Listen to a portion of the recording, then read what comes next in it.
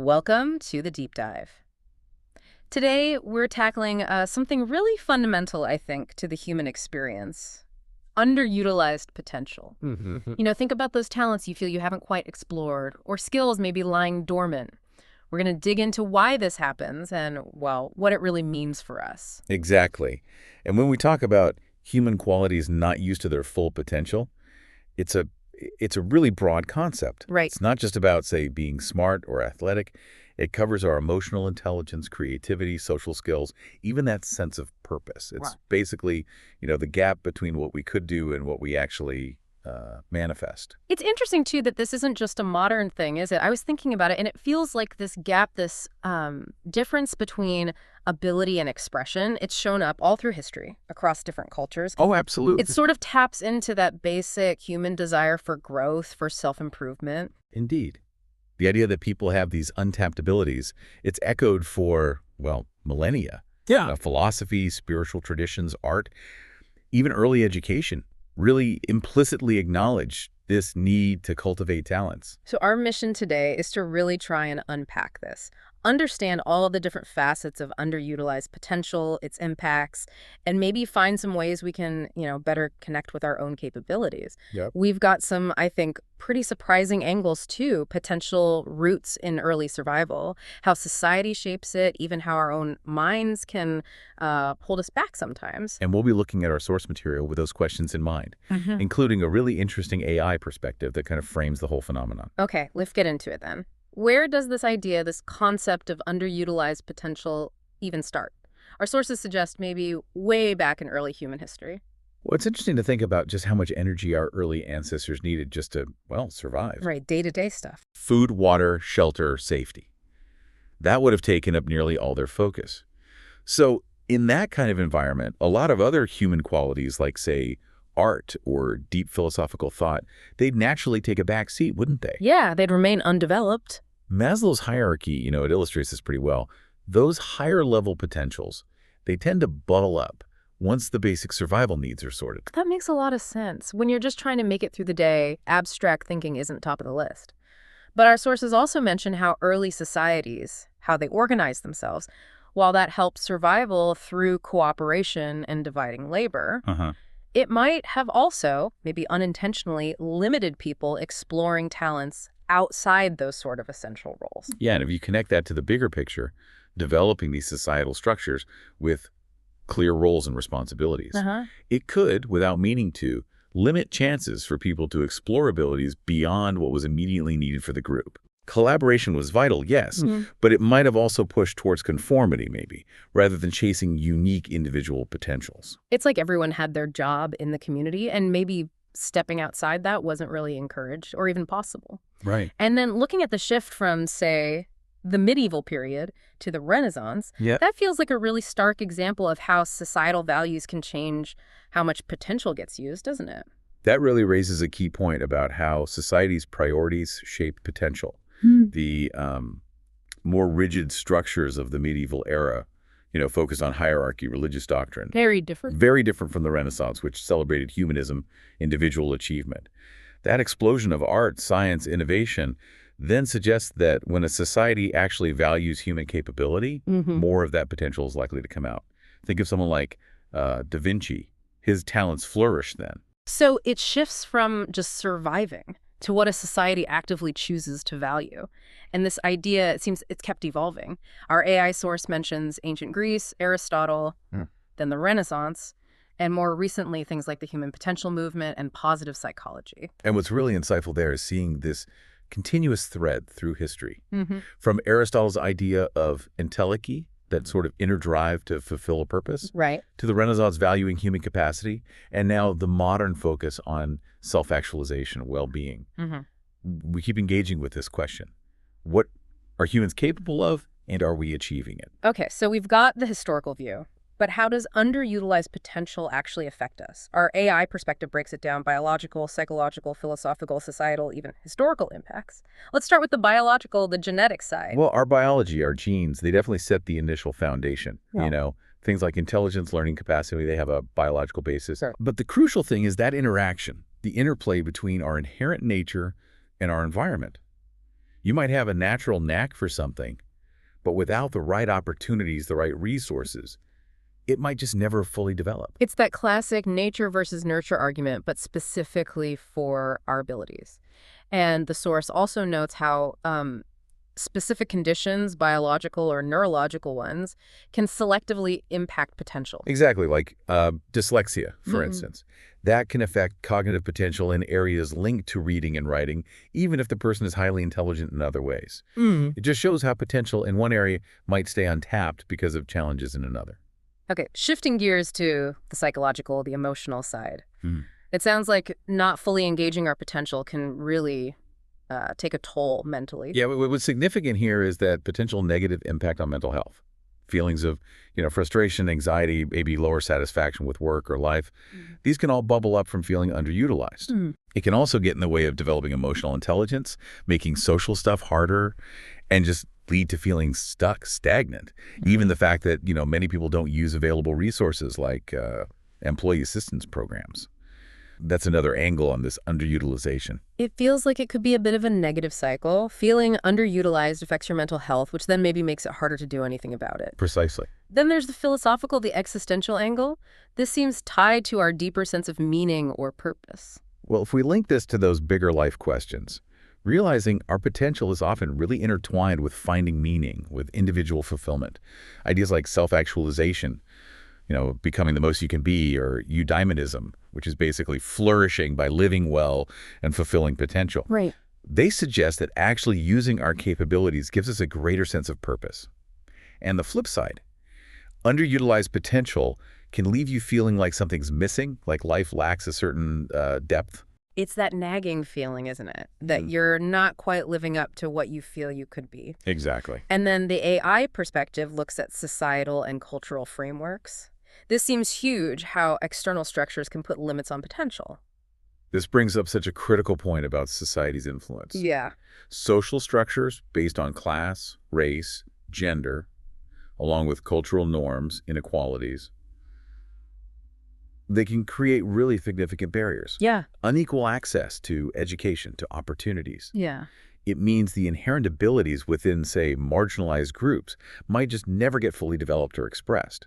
The capability approach framework really highlights this, how societal barriers limit what individuals are actually able to achieve. It makes you think about all the talent that might just be lost because of these barriers. And the AI source even talks about the long-term historical impact of all this. Yeah, what's quite thought-provoking there is thinking about the cumulative effect. Over history, if a big chunk of human potential has stayed untapped because of various constraints, well, it stands to reason that the pace of human progress might have been different, maybe slower. Periods of big advancement often seem to coincide with a greater focus on and valuing of human capability. Thinking back to the Renaissance again, that burst of creativity seems tied to a societal shift that valued potential. Exactly. Okay, let's move to the ethical side of this. It's not just about missed chances, is it? There are moral questions here. Absolutely. There's an ethical dimension both for individuals, striving to realize their own potential, and for societies, creating environments that actually support that. Right. Defining potential too narrowly, maybe just focusing on money, for instance, that raises ethical issues too. And the underutilization in marginalized groups because of systemic inequality. That's a major ethical concern. So it's not just on the individual. Society has a responsibility to help foster potential. Our source mentions the ethical roles of individuals, caregivers, and society itself. Yeah, what's key is seeing this shared responsibility. Individuals need self-awareness, need to pursue growth. Caregivers, parents, educators have an ethical duty to nurture potential. And societal structures, they need to work towards fair access, tackle systemic barriers, things like responsive parenting understanding and supporting a child's needs and creating diverse learning environments. Those are important examples from the source. Our listener raised some really good questions, including about the purpose behind hindering full lives and who might benefit. The AI perspective had some interesting thoughts on that. Yeah, it's important to grasp that there probably isn't some deliberate grand purpose to hinder lives. Underutilization is more often a result of complex, tangled systemic issues, unintended consequences. Okay. As for beneficiaries, it's rarely conscious, but existing power dynamics in unequal societies might, indirectly benefit from keeping those inequalities going. But the AI perspective really stresses that ultimately, widespread underutilization is a loss for everyone, for society as a whole. That's a really important distinction. It's less about blame, more about understanding all the complex factors involved. Exactly. Now, let's explore the link between our minds, our beliefs, and these unused qualities. It seems our internal world plays a massive part. Oh, definitely. Our minds can be our greatest ally or our biggest roadblock here.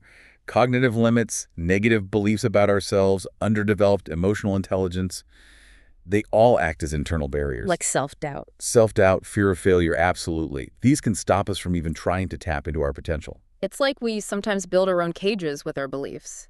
And our listener also asked about AI's understanding of human emotions and how that connects to potential. That's fascinating. Yeah, what's particularly insightful there is the difference between how AI processes emotional data and how humans experience emotion. AI can analyze tons of data, find patterns like links between certain emotions and performance. Okay. It can even help us become more self-aware of our own emotional patterns.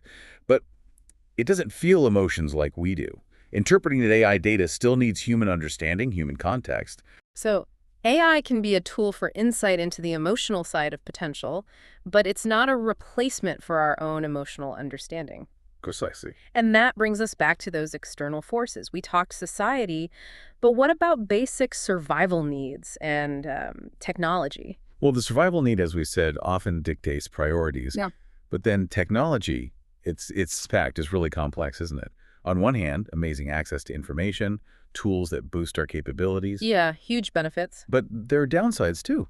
Maybe shorter attention spans, relying so much on digital communication it affects interpersonal skills. Yeah. And the risk of job displacement if we don't adapt. And the AI perspective brought up cognitive offloading, the idea that we might lean too much on AI for thinking tasks, maybe weakening our own mental muscles. That's a bit worrying. It is. It shows how these external forces really shape the landscape for what gets expressed, what stays hidden. Okay, so now let's talk about how AI could actually be a tool to help understand and maybe even address this issue. It sounds like there's a lot of promise there. Yeah, what's really exciting is AI's ability to crunch huge data sets and spot patterns, root causes of underutilization that we might miss, like hidden biases in organizations, or the long-term effects of historical events on skills. And it can also analyze data on an individual level, giving personalized insights into our strengths, weaknesses, areas for growth. So it can be like a powerful magnifying glass, helping us see both the big picture societal stuff and our own individual situation more clearly. Exactly. And the AI perspective suggested some really practical uses, AI-driven tools and platforms. Right. Imagine personalized learning platforms that adapt to your learning style, pinpoint skill gaps, or virtual coaching to help build emotional intelligence, AI career guidance matching your unique potential to jobs, even well-being tools tracking mood, helping manage stress. And in the workplace, AI automation could free people from boring tasks, letting them focus on more complex, fulfilling work. So it's about using AI to create a more tailored, supportive environment for development. And it sounds like these ideas aren't just plucked out of thin air. They're logically connected to what we know about psychology and development. Yeah, what's particularly powerful is how AI can pull together information from different fields. For instance, understanding Maslow's hierarchy.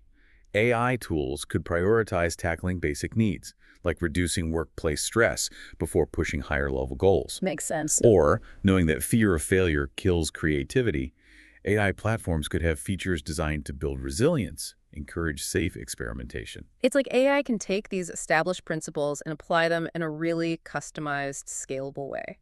Okay, let's loop back to some of our listeners' specific questions. Yeah. We've touched on a lot of these, but let's address them head on. First, the origins of underutilized potential. Well, as we've sort of unpacked, it's really multifaceted. Roots in basic survival needs, societal structures developing over time, individual psychology, the impact of tech. There's no single starting point. Okay, what essential knowledge should people have about it?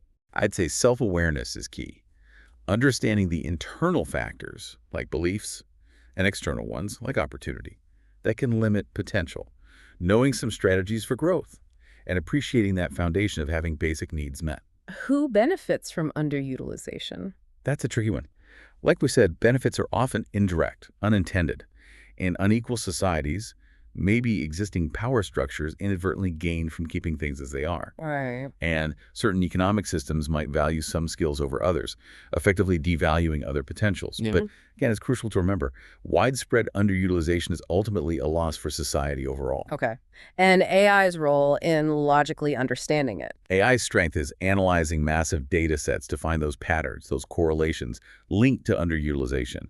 It can help individuals understand their own potential better through data and offer structured development paths based on known principles. Our listener also asked about cruelty and disregard for human potential. Yeah, cruelty and disregard.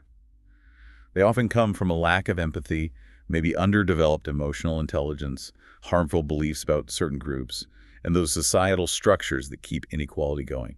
It's really in itself an underutilization of our positive potential, our capacity for compassion, for fairness.